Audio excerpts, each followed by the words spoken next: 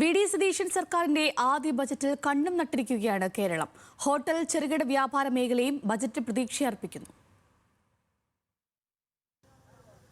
പ്രതിസന്ധി കാലഘട്ടത്തിലൂടെ കടന്നുപോകുന്ന ചെറുകിട വ്യാപാര മേഖല വി.ഡി. സതീശൻ സർക്കാരിന്റെ ആദ്യ ബഡ്ജറ്റിൽ വലിയ പ്രതീക്ഷയാണ് വെച്ചുപുലർത്തുന്നത്. വ്യാപാര മന്ത്രാലയം എന്ന ആശയത്തിന് കൂടുതൽ പരിഗണന ഈ ബഡ്ജറ്റിൽ ഉണ്ടാകുമെന്ന് വ്യാപാരികൾ കരുതുന്നു. ഓൺലൈൻ വ്യാപാരത്തിന് പ്രത്യേക സെസ് ഏർപ്പെടുത്തുക, ട്രേഡേഴ്സ് ലൈസൻസിന് ഏർപ്പെടുത്തിയ ഇരട്ട ഫൈൻ ഒന്നാക്കി ചുരുക്കുക, കെ-സ്മാർട്ട് വഴി ലൈസൻസ് പുതുക്കാനുള്ള നടപടിക്രമങ്ങൾ ലഘൂകരിക്കുക, KGST, വാറ്റ് എന്നീ നികുതി സമ്പ്രദായത്തിൽ വന്ന നികുതി കുടിശ്ശിക എഴുതി തള്ളുക എന്നിങ്ങനെ നിരവധിയായ ആവശ്യങ്ങൾ പുതിയ സർക്കാരിന് മുന്നിൽ വ്യാപാരികൾ അവതരിപ്പിച്ചിരുന്നു.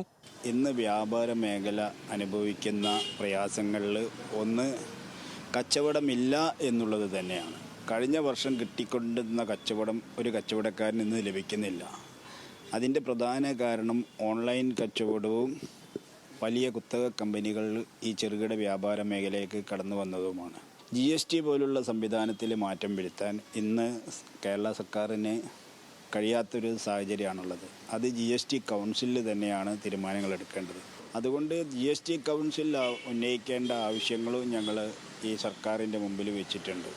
MSMEയിൽ ഉൾപ്പെടുത്തിയാൽ നിലവിലെ കനത്ത പ്രതിസന്ധിയിൽ നിന്നും ഹോട്ടൽ മേഖലയെ കൈപിടിച്ചുയർത്താനാകുമെന്ന പ്രതീക്ഷ ഹോട്ടൽ ആൻഡ് റെസ്റ്റോറന്റ് അസോസിയേഷൻ ഭാരവാഹികൾ പങ്കുവെക്കുന്നു. ഗ്യാസ് വില വർധനവും അസംസ്കൃത വസ്തുക്കളുടെ വില വർധനവും ഹോട്ടൽ മേഖലയെ പ്രതികൂലമായി ബാധിച്ചിട്ടുണ്ട്. ചെറുകിട ഹോട്ടലുകൾ അടച്ചുപൂട്ടൽ അനിവാര്യമായ പ്രഖ്യാപനങ്ങൾ ബഡ്ജറ്റിലുണ്ടാകുമെന്ന ശുഭാപ്തി വിശ്വാസത്തിലാണ് ഹോട്ടൽ വ്യാപാരികളും. നല്ല ശുഭാപ്തി വിശ്വാസത്തോടു കൂടി തന്നെയാണ് ഞങ്ങളുള്ളത്. ഇപ്പം പുതിയ ബഡ്ജറ്റൊക്കെ വരുന്ന സമയത്ത് ഞങ്ങൾ സർക്കാരിനോട് ആവശ്യപ്പെടുന്നത് ഇപ്പോൾ ഈ പാചകവാതകത്തിൻ്റെ വില വ്യത്യാസം, അതായത് GSTയിൽ ഉൾപ്പെടുത്തണം പാചകവാതകത്തിനെ എന്നതാണ് നമുക്ക് സർക്കാരിനോട് ആദ്യമായിട്ട് അപേക്ഷിക്കാനുള്ളത്.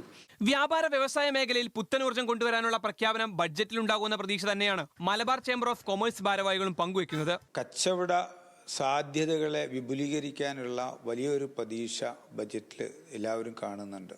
കാരണം കേരളത്തിനെ സംബന്ധിച്ചിടത്തോളം ഏറ്റവും കൂടുതൽ ആളുകൾ ജീവിക്കുന്നത് അതിൻ്റെ ഒരു പ്രതീക്ഷ അർപ്പിക്കുന്ന ഒരു മേഖലയാണ് വ്യാപാരി വ്യവസായ സമിതി അല്ലെങ്കിൽ വ്യാപാര വ്യവസായ മേഖല.